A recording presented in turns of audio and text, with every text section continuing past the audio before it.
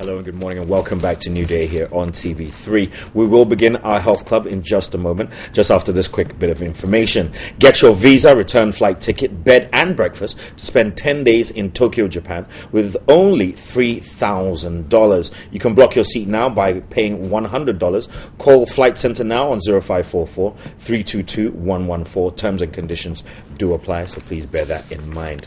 And like I said, we're entering our health club this morning. We're talking about stroke. Now, stroke is becoming an increasing cause of morbidity, mortality, and disability in Ghana due to changes in lifestyle and emerging aging populations. We have a short video for you to watch, and we'll begin our studio discussion with Dr. Dennis Borte in just a few moments.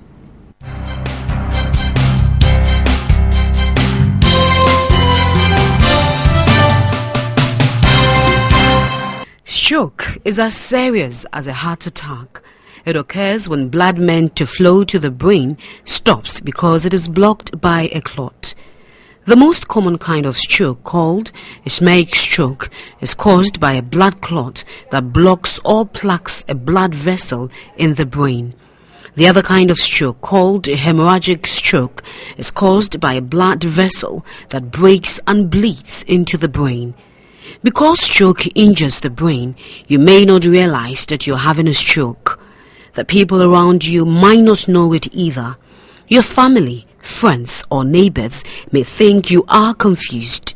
You may not be able to call 193 on your own, and that's why everyone should know the signs of stroke and know how to act fast. Don't wait for the symptoms to improve or worsen. If you believe you're having a stroke or someone you know is having a stroke, call immediately on 193. Making the decision to call for medical help can make the difference in avoiding a lifelong disability.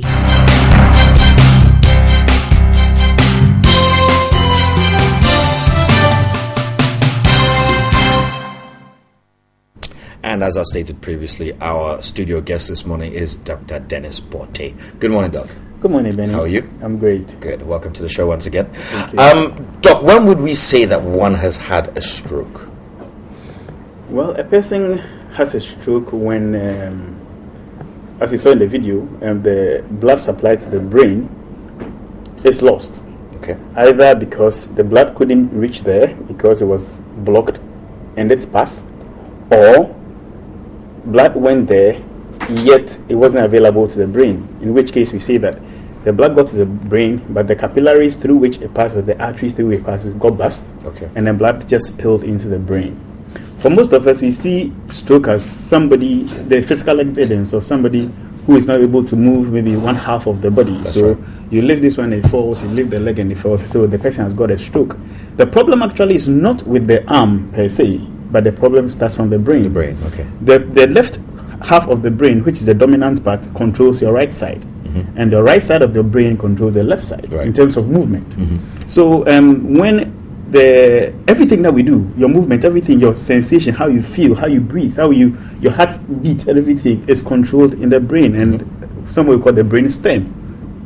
So let's say that somebody has a situation where, because of certain disease conditions or certain lifestyles that the person is indulged in, blood is not able to flow into the brain as a result of, like, people have heart attacks as a result of maybe a blood clot getting into some of the vessels that feed the brain. Mm-hmm. What happens is that over a period of time, that part of the brain begins to die off because blood is not getting there. The brain is therefore not getting its oxygen supply, it's Right. not getting its nutrients.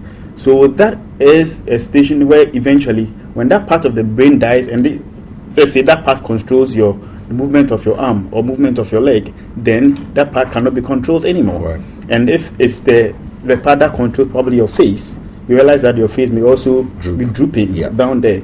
And there's certain parts of the brain also controls your speech. So in that case, you realize that the person's speech also becomes slurred, has slurred speech. And sometimes the person's cognition, the person's ability to recognize you, or the person just looks confused. Mm-hmm. They may be saying things that is totally out of line. You ask them a question and they give an answer that is totally not in line with the kind of question you have. So this is something we call ischemic stroke. Ischemia means that reduction of blood supply to your brain. Okay, and this is the most popular. This is the commonest. Most common. And I must say that we say that the commonest cause of strokes is because of uncontrolled high blood pressure. Okay. Yeah. In the same way, we can have people whose blood pressure may be normal and yet may develop strokes. Okay. And this is because of that we call lifestyle. Okay, we're getting into that now because obviously we have mentioned that lifestyle and age. Now, are these the major causes of stroke? Yeah, the ischemic one and then the hemorrhagic one, where maybe because of excessive high blood pressure, then the blood gets into the brain, and because the pressure is so high, it just bursts into the brain. Remember that in the brain, the blood that goes there has to divide into smaller capillaries, and it's a portion of the brain. If you open the brain of a human being, there's a particular circle we call the circle of Willis. You have a lot of capillaries just there like that. So if the blood going there is too high in pressure, it's going to destroy those things, and then they'll be bleeding into the brain. Okay. So the commonest things or risk factors that a person is likely to be to end up having a stroke is uncontrolled high blood pressure. Okay. The person may be obesity. The person is too big, too fat, has too much fat content. The person may have high cholesterol levels, which is uncontrolled, and cholesterol would eventually, as I've discussed earlier on, would eventually block the lumen of your arteries. Right. And the blood pressure too, because it's so high, just like a street where you have flood, and so much pressure of the flood on the street can even cause eruptions or destruction of the street. The same way, high blood pressure can destroy the lumen of your blood vessels, and therefore when the cholesterol also sits there, keeps sitting there, and so the cholesterol actually gathers within there, and so obviously tightening where the blood should be flowing through. And then, so you may say that, oh, my blood pressure is not high, yet your cholesterol may be high, and then that can also lead to reduction of blood flow to your brain. So I had a friend who on 31st December 2 years ago, the father just got up in the morning, 31st December, got to his gate, and he just went down. He hadn't complained of anything before. He hadn't complained, but he just went down, and they rushed him to the hospital. Before I could finish writing my HP, the stroke had completed. It was a stroke in evolving stroke, and he had his whole left side paralyzed. Unfunctional, right? Yeah. The whole left side paralyzes. It took a while. He was lucky; he recovered quickly. He went to physiotherapy, and at least now he can walk. But he walks with a gait. He has to move the leg in a certain way with a walking stick. Right. But some don't even recover that quickly. Okay. Now, we mentioned cholesterol and lifestyle. What about the lifestyle it makes it dangerous? Good. Apart from the cholesterol, that means that you are looking at your dieting. Okay.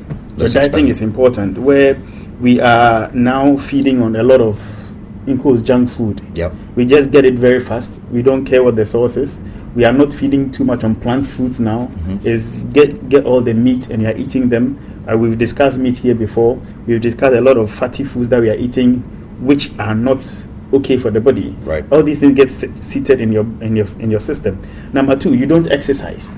And with exercise, it ensures that you have it improves the circulation of blood into your body. So if you are doing like 30 minutes of exercise like 3 times in a week, it also improves your circulation so that every part of your brain, your body can get enough adequate blood supply.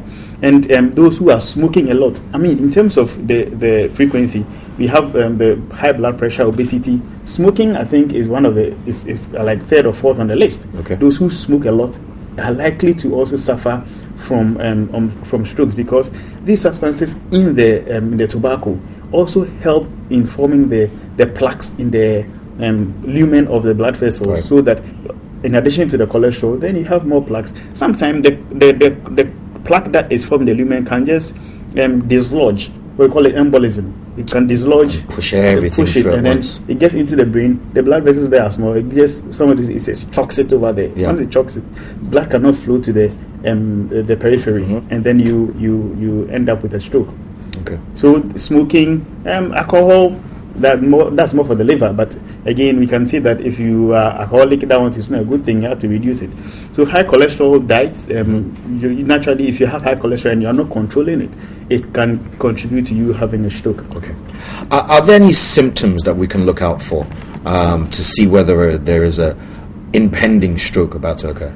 Good. This question is, well, the reason why the thing is called a stroke, historically, is like a cane. You are there, and then boom, it happens like that. So it's not like for instance, if you're going into cardiac arrest, some people would feel a pain on their right arm, meaning that it's about to occur with the heart. Yeah. With stroke, it's nothing like that. It's nothing like that. You probably know you are hypertensive. You have certain diabetes. Diabetes is also one of the commonest causes, risk factors that can let a person have stroke. So your sugar should also be well controlled. Now, people do come to the hospital and they'll tell you that when I slept and I woke up, I felt numbness at the tip of my fingers, and somebody said I'm going to have a stroke. Now, stroke doesn't inform me I'm coming. Okay. You may have numbness at the peripheral neuropathy, you may have numbness at the tip of your fingers. That may be probably due to vitamin deficiencies, or that may be due to peripheral nerve problems. So the nerves that supply there are either too sensitive. Dehydration, all these things could happen. Or sometimes when you go to sleep and maybe you twist your arm or your hand in a certain way, it doesn't encourage proper blood flow or circulation to your fingers. Right. So when you wake up and just do this, you realize that one is numbness as a result of maybe just poor, but it doesn't mean it happened in the brain. Okay. And let's remember that a stroke takes place in the brain. So when you have that, it doesn't mean stroke is coming. But on one side, then that probably should alert you that there's something called transient ischemic attack. We've spoken about ischemia as a major cause, but there's one that is transient. Within 24 hours, you are fine. Okay. But don't take it lightly. If you've really felt that kind of half numbness on the whole of your body, then it's a transient ischemic attack. You need to get a CT scan done to see whether everything is fine in the brain. Okay. There are no clots anywhere. There are no bleeding spots into the brain. So with a transient ischemic, it may resolve. But it should always tell you that if you've had a transient ischemic attack before, you are a candidate for stroke in the future. Okay. Now, let's consider that a loved one or a friend at home has had a stroke. Now, obviously, first aid is all about trying to, be there while the paramedics or the health professionals are not. But from what you're telling me, if it could just take somebody down in immediate form like that, then what can somebody at home do for that person while we try and get them to the hospital or the doctor comes home, or vice versa? What we talk about management of strokes when it happens, what we can tell you is do the normal ABCs. Right. The person may fall down, or if the person is walking, or sometimes the person just is asleep or wakes up in the morning and realizes that I cannot lift this part of my body. What we are worried about is the fact that this stroke or this event that has taken place in the brain could affect even their swallowing. Could affect swallowing. So when you said the ABCs, let's break it down for them. So the ABCs is the airways, the breathing, and then the circulation of the person. Right. So ABC is the airways, the breathing, and the circulation. So you want to make sure that probably this person's airways are actually clear. At least is breathing. It can take in oxygen. Little can go through the circulation. Make sure that the tongue is not rolled back or anything that something is blocking passages. Mm-hmm. And we also want to look into the mouth, because sometimes because the person has a stroke and swallowing becomes difficult, there's an interference between saliva and food or anything that they may put, and the person's swallowing may be a bit basic. Mm-hmm. So instead of food going into the esophagus or the throat, the esophagus or the gullet into the stomach, it may end up in the lungs, and then they may get what we call the aspiration pneumonia. They aspirate the food into the lungs instead of the esophagus. So once you check circulation, if you don't find anything here, you just go to the neck. The carotid arteries are there. Check for the look pulse. For all those things. And as you do that, you cannot do anything about medications. Try and mobilize the person gradually to the hospital. Mm-hmm. It's in the hospital that the doctors will determine whether this is an ischemic stroke or this is a hemorrhagic stroke. And then when we are able to decipher between the two, which is which, then proper medications can be started as quickly as possible. Or usually in an advanced place, a CT scan can be done quickly to establish whether this is an ischemic or an infarction or a blockage one, or there's a bleeding one. Okay. Does time play a factor in regards to how fast one has a stroke to how fast they receive medical care? Yeah, time does play a very crucial factor. You have only between 3 to 4.5 hours. Okay, that's a very short while. Very short while. If nothing can be done, at least that's even better than some heart attack. Yes, heart attack is quicker. Yeah, it's very quicker. I know one doctor who said that if God wants to kill him, he should give him heart attack. Or he will struggle. Because it will go very quickly. Very quickly. But 3 to 4 hours. I mean, obviously we have challenges with hospitals, ambulances, transportation. So 3.5 hours can go just like that. Yes. I mean, in America they have this thing they call FAST. If you notice that somebody has what do you call it? Face drooping. F for face drooping. Yeah. And then A for arm. The arm becomes weak. Yeah. And then the S, the speech becomes slurred. Yeah. They say it's time to call 911. Yeah. Is it 911? They have 911. That's time right. to call 911. So you have FAST. Facial drooping, and you have arm becoming weak or paralyzed. Slurred speech becoming slurred. The person is talking, can't really hear. It's time to call the doctor. So in a very good system where ambulance are, you call. I mean, America, you call within 5 minutes they are there. Hopefully, and they come with policemen and fire service and everything.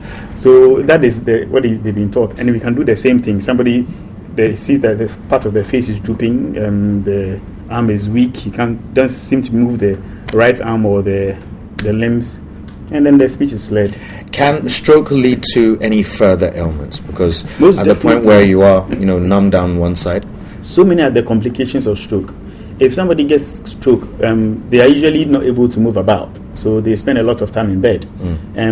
Chances are they may develop bed sores, which can also become infected and cause other infections. Another thing they may get is that because it sometimes affects their balancing. The posterior part of the brain, the cerebellum, gets affected, so they may have dizziness, vertigo, and all these things.